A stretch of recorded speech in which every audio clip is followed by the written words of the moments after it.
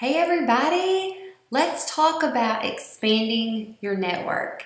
So when I joined Plexus just a little over 3 years ago, I had just around about 300 Facebook friends. And I knew that if I wanted to go all the way in this business, if I wanted to be successful, I would have to find ways to expand my network because I knew the more people I talked to, the more people I shared with, the more people that I got my message out to, the more likely that I would bring on people that I could lock arms with and run the course, run the journey of this business and find success. So I knew I had to expand my network. I started thinking outside of the box. One way in which I did that was I joined a lot of public Facebook group pages.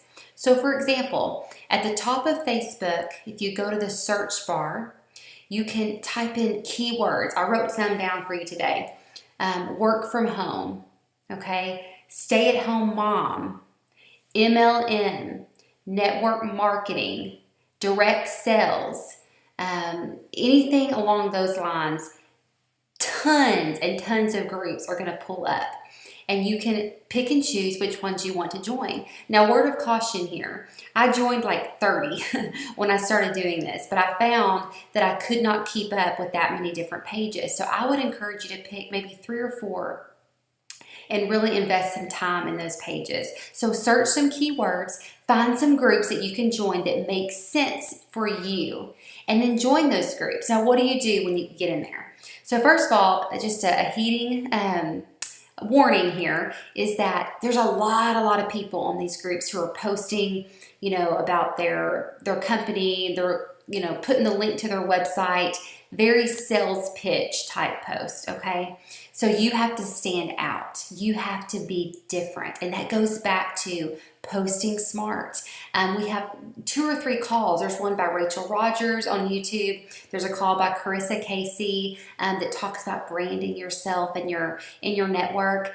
You've got to learn to post smart because you've got to set yourself apart. So don't post your website link. Don't say things like, check out my products, here's my website. Instead, maybe post really intriguing testimonies with a picture of you instead of like a Facebook graphic. Maybe you share a diamond documentary. Maybe you share your own personal financial testimony of how Plexus has changed your life. Get creative. Just like you do on your regular Facebook page, you want to brand yourself and you want to stand out among the masses so people are drawn to you. Another thing I did was I watched other people. I started getting familiar with different names on there, and I would watch people who would post smart with their company, and I would friend them. Not to message them to try to get them to join Plexus, but maybe they would see my post on Facebook and they would want to try the products. And you never know what that could lead to if they were not satisfied with their company. And I have had many people message me and say, it looks like you're really successful in this business. I haven't been successful with Avon, let's say. Can you tell me more about your company? And so there's just an open door for you to be able to share, and that's what this business is all about. Another thing I did within these groups, I joined a couple of these and I started a couple of these where they're kind of like buy and swap different pages off of these main public Facebook groups. And so, for example, I may buy something from a Pampered Chef rep, and the Pampered Chef may buy something from Tupperware, and Tupperware may buy something from Mary Kay, and Mary Kay may buy something from me. So you start to build relationships with these other ladies who are in direct sales, and I would friend them as we got to know each other. One of the girls that I was in one of those groups with ended up posting one day that she just needed something different in her life. She needed a new something, just needed a fresh start. So I messaged her and I said, can I share Plexus with you? She is now a jewel on my team who joined me a couple years ago, and she's now a level 1 jewel on my team.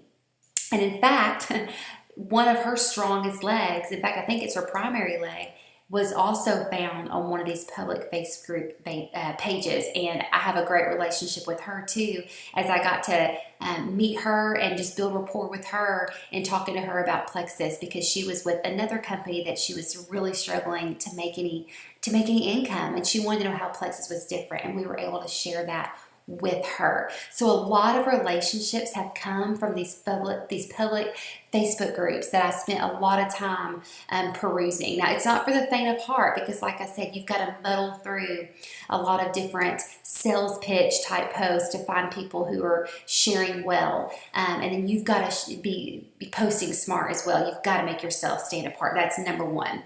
Okay, another thing that I did was I joined Baby Center. I have 2 kiddos. I have a 3-month-old right now, and I'm really active on the Baby Center boards, sleep boards where people are struggling to get their babies to sleep, the birth club boards where everybody's baby was born the same month, anything that I can just interact with people. And I join these forums and I interact. And I'm positive, and I comment on other people's struggles, and I try to help. I put myself out there as a person that wants to help others.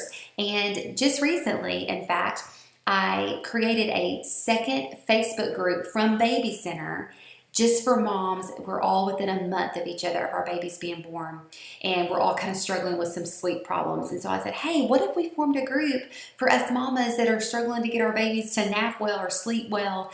And I had about 7 women want to join me in this. So now I have a Facebook group that I created where I'm posting different things and commenting and just interacting with these women. And I did this in the past several years ago when Abigail was like 6 months old. And from that group, I have a level 1 on my team that's an Emerald. We became friends through that Facebook group. She saw my post, so we started asking questions. I gave her a trial pack. The rest is history. And now she's one of my very closest friends as well.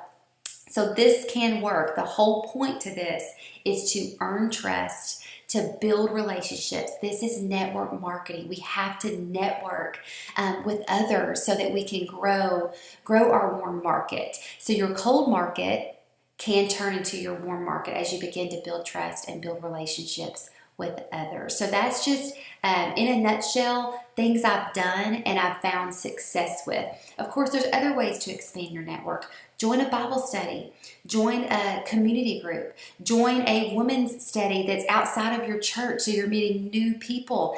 BSF, Bible Study Fellowship, it's all over the country. There, women get together and meet and go through different pieces of the Bible. Join a service project.